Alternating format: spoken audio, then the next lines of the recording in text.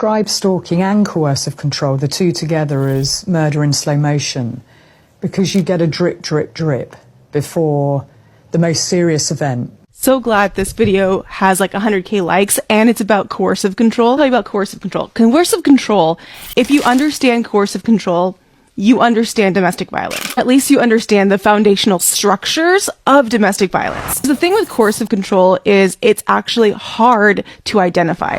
So that's why you hear a lot of victims or survivors say that they were in abusive relationships but didn't realize it. I feel if we have a better understanding of coercive control, we have a better chance of identifying when abuse is present in a relationship. That's because coercive control is almost always the underpinning dynamic of family and domestic violence. If I was going to make like an infographic of domestic violence, the foundational structure would be coercive control.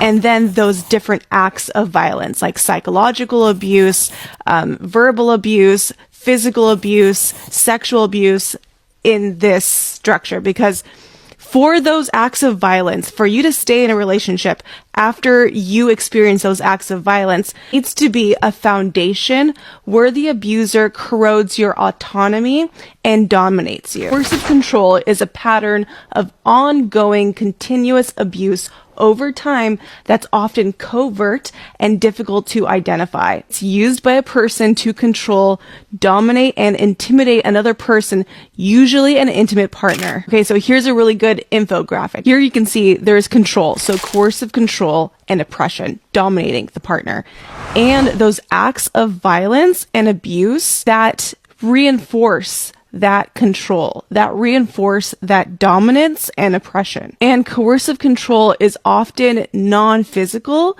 because what they do is they emotionally and psychologically and financially control you so that when there is overt forms of abuse, you're less likely to leave because you've been coercively controlled. You're coerced and controlled. And then those actions escalate over time to more overt forms of abuse. She mentions usually the end result is unaliving of the partner. But it is usually a slow progression of dominating a partner, removing their autonomy slowly over time.